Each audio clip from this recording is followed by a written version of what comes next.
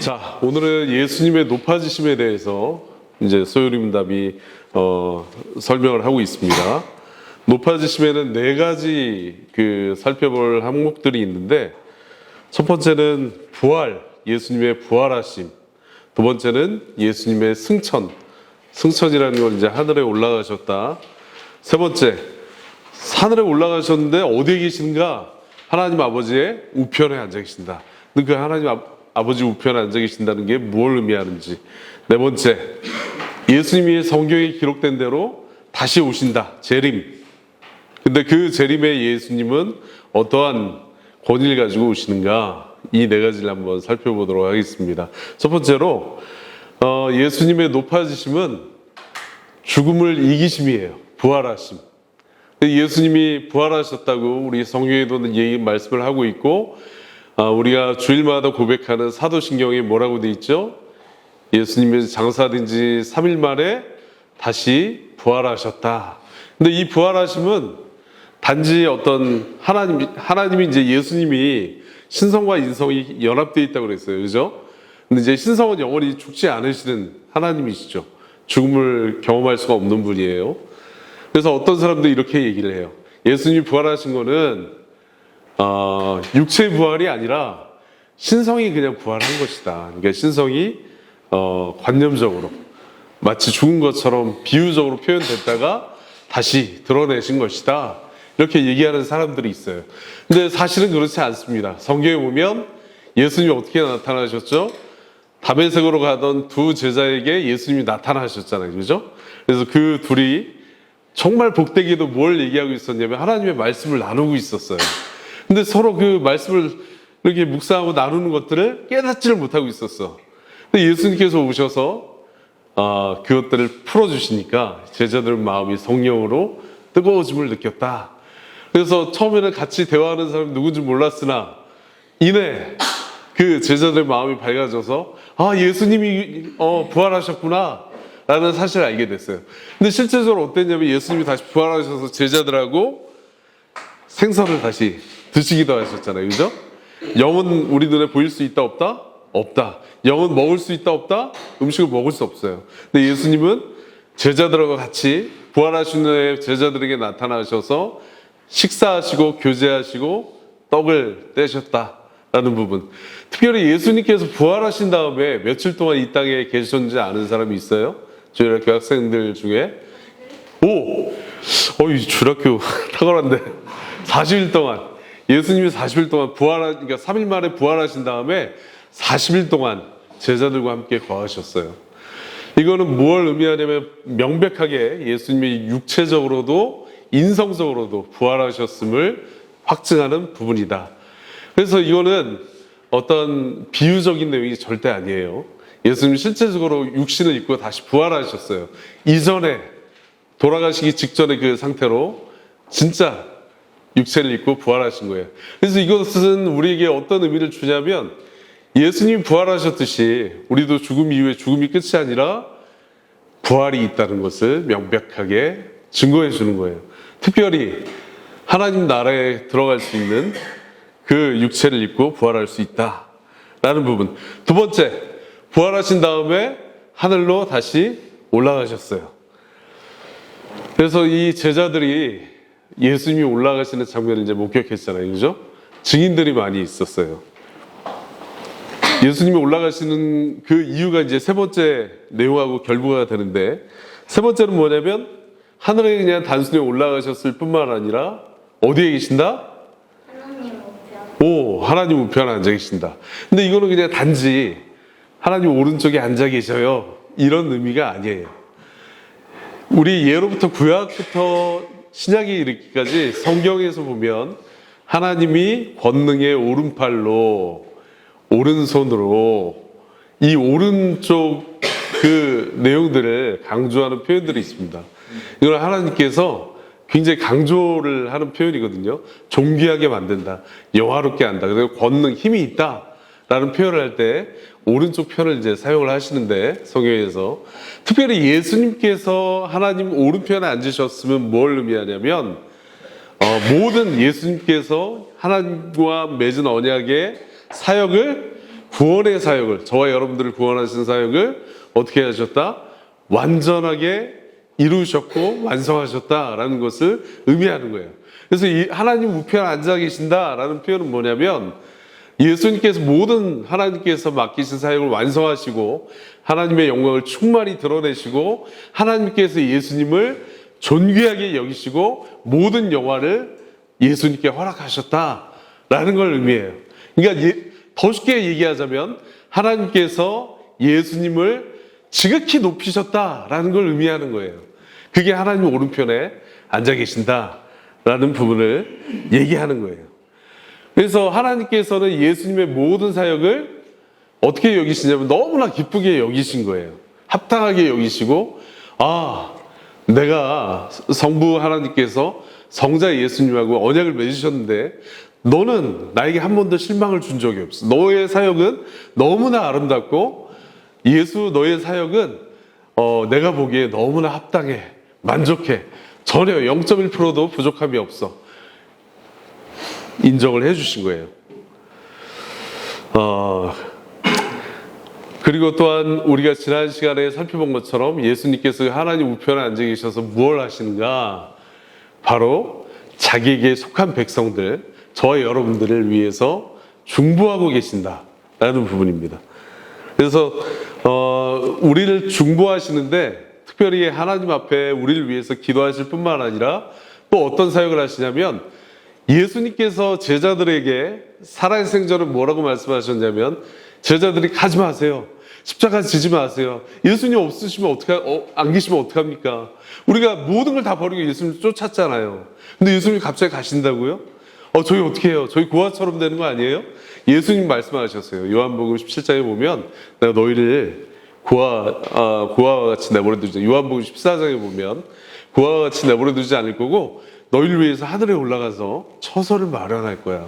그 다음에 내가 승천하는 거, 하늘에 올라가는 게 너희들에게 큰 유익이 될 거야. 왜냐하면 내가 올라가지 않으면 성령, 보혜사라 불리우는 성령께서 오시지 않을 것이기 때문이야.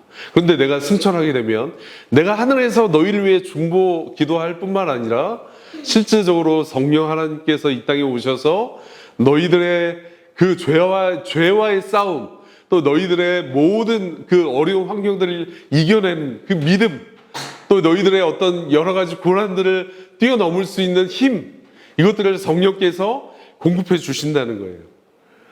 여러분, 때때로 제가 이제 어떤 멀리 여행을 가거나 이제 먼 길을 떠나다 돌아올 때 우리 두 아들이 너무 힘들어요. 힘이 쫙 빠져서 저녁에 이제 집에 들어오면 그 아파트 입구에 살짝 경사가 있거든요. 거기 걸어가기도 힘들어서 아빠 좀 밀어줘. 힘이 없어. 이렇게 얘기하거든요. 그럼 제가 뒤에서 이렇게 밀어줘요. 그럼 너무 이제 편안함을 느끼면서 이렇게 걸어가거든요. 이게 이렇게 실제적이라는 부분을 얘기하는 거예요. 그러니까 예수님께서 중보하는 그 부분들, 성령을 통해서 여러분들을 돕는 거는, 예를 들어서 시온이가 아빠 좀 밀어줘 했을 때, 밀고 있어 하고 뒷짐 주고, 걸어가, 힘내. 이렇게 하는 게 아니라는 거예요. 실제로 등 뒤에 손을 대고 밀고 있는 거예요. 도움을 주는 거예요. 그래서 성령 하나님께서 여러분들의 모든 영적인 싸움들, 사실은 우리가 눈에 보이는 모든 일들이 사실은 영적인 부분과 연관돼 있어요. 아시겠습니까? 우리가 너무나 많이 간구하고 있는 부분 중에 하나가 뭐냐면, 이건 그냥 우리 눈에 보이는 일이야. 어떤 그냥 눈에 보이는 현상이야. 육체적인 육체와 관계된 일일 뿐이야 라고 이렇게 이해하는 사람들이 있어요. 그렇지만 그렇지 않습니다. 모든 면이 영적으로 관계가 돼 있어요. 그래서 성령 하나님께서 우리 큰 가온이, 작은 가온이 가히 시온이를 위해서 실질적으로 도움을 주신다는 거예요. 마치 제가 시온이의 등을 실제적으로 밀어준 것처럼. 아시겠죠? 자, 그래서 예수님께서 지난주에 낮아지심을 얘기했잖아요. 낮아지심을 다룰 때 우리가 예수님을 누가 낮추셨어요? 시온아, 예수님 누가 낮추셨지? 그렇게 사람의 몸을 입고 오시게끔 누가 낮추셨어? 하나님이 낮추셨어요? 맞아? 큰 가원이 예수님 누가 낮추셨어요? 사람? 예수님 스스로 낮추셨다고 그랬잖아요. 그죠? 빌립보서에 보면 하나님과 동등되신 분이심에도 불구하고 자기를 스스로 낮추셨다. 그래서 성부 하나님께서 보실 때, 하나님 아버지가 보실 때 너무나 아름다운 그 예수님의 모습을 보신 거예요. 근데 예수님을 스스로 낮추셨는데 누가 높이셨을까요? 누가? 큰가운? 가이야. 예수님 누가 높이셨을까? 스스로 높아지셨을까요? 또? 아니죠. 누가 높이셨어요?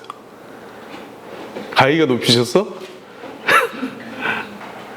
성부 하나님께서 높이신 거예요. 그래서 하나님 우편에 영화로운 자리. 시편 110편 1절에 보면 하나님께서 예수님을 다시 높이시는 내용이 나옵니다.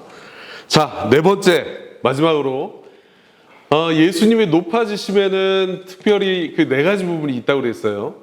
부활하심 첫째, 두 번째 하늘로 올라가심 승천, 세 번째 하나님 우편에 앉아 계심. 어느 누구도 그 자리에 앉지 않았지만 하나님께서 예수님을 지극히 높이셨어요. 그래서 그 모든 영화와 종기의 관을 씌우셨고 모든 권세를 예수님께 허락하신 거예요. 네 번째로 재림, 예수님께서 올라가신 그대로 다시 이 땅에 오신다.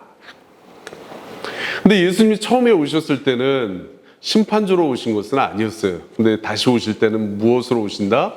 심판하시는 하나님으로 다시 오시는 거예요.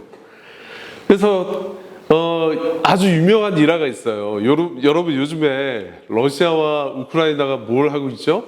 전쟁을 하고 있잖아요. 그래서 수많은 사람들이 인명피해가 나고 있어요. 군인들도 뭐 수십만 명이 죽는다고 그래요. 그다음에 민간인들도 너무 많이 죽고 있어요. 근데 여러분들이 아실지 모르겠지만 예전에 1900년대 초에 세계 1차 대전, 2차 대전이 있었어요. 특별히 세계 2차 대전 때 독일이 전 세계를, 그러니까 일부 유럽 그 지역들을 침범해가지고 침공을 해서 전쟁을 일으켰는데 특별히 영국의 웨스트민스터 채플이라는 교회가 있었어요. 그 교회 담임 목사님 누구시냐면 마틴 로이드 존스 목사님이었어요. 근데 이제 웨스트민스터 그 영국 런던에 있거든요. 근데 그 독일에서 이제 비행기가 런던 위쪽으로 전투기를 보내서 폭탄을 막 떨어뜨렸어. 그걸 이제 영국 대공습이라고 불리는데 그 시기에 사람들은 어떻게 생각했냐면 이제 막 핵무기도 개발하고 있을 때였어요. 이제 이 전쟁을 통해서 이 엄청난 전쟁을 통해서 수많은 그때는 거의 뭐 1000만 명이 넘는 사람들이 이제 죽음을 당했잖아요. 그죠? 그래서 이 지구의 끝이 왔다. 이제 종말이 온 거야. 그래서 그 시대의 종말론의 그 아주 핵심을 이루는 부분이 뭐냐면 이 전쟁으로 이 시대는 끝이 날 거야. 라는 사람들이 두려움을 갖고 살았어요. 왜냐면 오늘 가온이를 만났는데 제가 이 폭격에 죽어가지고 내일은 가온이를 못 만나는 그런 상황들이 너무 많이 일어나는 거예요. 주변에 사랑하는 사람들은 막 죽어나가는 거예요. 그래서 사람들은 두려워했어요. 이제 지구의 끝이 오나 보다. 이제 끝났어. 지금 러시아, 우크라이나 그 두 개 나라가 싸우는 게 아니라 거의 많은 나라들이 이제 싸우고 있었기 때문에 그다음에 핵폭탄이 개발된다는 소식이 들려서 그게 터지면 지구가 아예 그냥 날아가 버릴 거다. 반절이 날아갈 것이다. 막 이런 소문이 돌았어요. 그때 로이드 존스 목사님 뭐라고 말씀하셨냐면 여러분 집중해 보십시오. 마틴 로이드 존스 목사님이 그 교회에 다니는 성도들도 두려움에 떨고 있었는데 이렇게 말씀하셨어요. 여러분 핵전쟁으로 이 지구의 종말이 오지 않습니다. 여러분 세계 2차 대전으로 이 지구의 끝이 오지 않아요. 그럼 무엇으로 옵니까? 사람들이 물어보니까 딱 한 가지. 예수님의 다시 오심으로 지구의 끝이 올 것입니다. 그 전까지는 그 어떠한 무기도 그 어떠한 질병도 그 어떠한 환경도 종말을 만들어낼 수 없을 것이에요. 실제로 로이드 존스 목사님이 예배하는 그 웨스트민스터 채플 위에도 폭탄이 떨어졌어요. 근데 그럼에도 불구하고 예배를 계속 했었거든요. 정말 로이드 존스 목사님과 그 성도들은 예수님을 굳건히 믿는 믿음을 가지고 있었던 것 같아요. 자, 오늘은 예수님의 높아지심에 대해서 우리가 함께 나눴습니다. 예수님의 높아지심은 우리에게 실질적으로 도움을 주는 또 유익을 주는 영적인 유익을 주는 귀한 내용들을 담고 있다고 배웠습니다. 자, 여기까지 하겠습니다.